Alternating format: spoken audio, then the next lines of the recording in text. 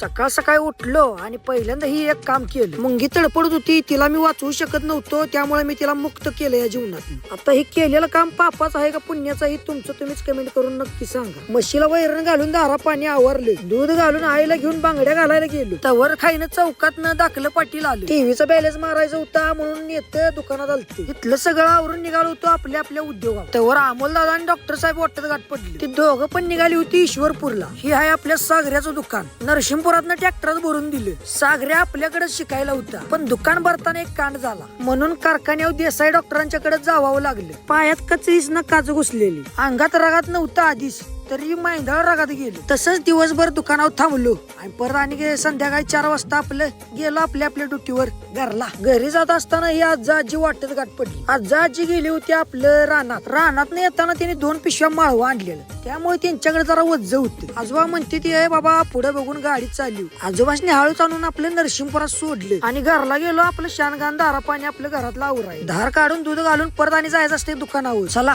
Tata bye bye. आजचा video कसा वाटला कमेंट करून नक्की सांगा आणि आपल्या पेजला लाईक करा, फॉलो करा, सबस्क्राईब करा.